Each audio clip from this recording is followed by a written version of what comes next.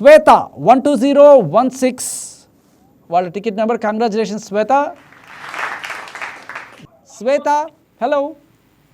చెప్పండి. హాయ్ శ్వేత, congratulations. Thanks అండి. ఇంతమందిలో, ప్రపంచంలో ఇంతమంది ఉండగా నేను జెస్సీని ఎందుకు ప్రేమించాను అన్నట్టుగా ఇంతమంది ఉండగా లక్కు మిమ్మల్ని వివరించింది. థ్యాంక్స్ అండి. సో శ్వేత ఏం చేస్తారు మీరు? హౌస్ వైఫ్ అండి. హౌస్ వైఫా? అవునండి. ఓకే, మీ వారు ఏం చేస్తారు? మ్యారేజ్ డెకరేషన్స్ అవి చేస్తారండి. ఓకే, ఈవెంట్ ఆర్గనైజ్ చేస్తారు. అవునండి. సూపర్ అండి, ఎంత పుణ్యం చేస్తున్నారు. మీ వాళ్ళు ఎంతమందికి పెళ్ళిళ్ళు చేస్తున్నారు?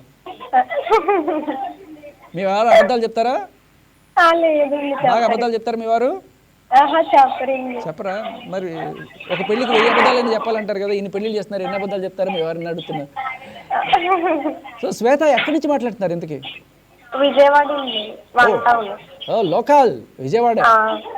ఓకే, సో విజయవాడలో ఎక్కడ? Benz circle?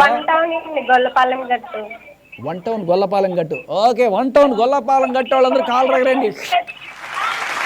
గొల్లపాలెం నుంచి శ్వేత గెలిచేసింది 10 గ్రాముల వెండి. సో కంగ్రాచులేషన్స్ శ్వేత. సో శ్వేత ఒక మాట అడుగుతాను, అంటే మీరు హౌస్ వైఫ్ కదా, సరదాగా ఏదన్నా బిజినెస్ స్టార్ట్ చేద్దాం అనుకుంటున్నారా? మీ వారికి చేదోడు వాదోడుగా ఉంటుంది అన్నట్టుగా, చీరల బిజినెస్, ఇందాక ఒక ఆవిడ టీ కప్ బిజినెస్ చేశారు కదా, అలా ఏదైనా ఐడియా ఉందా?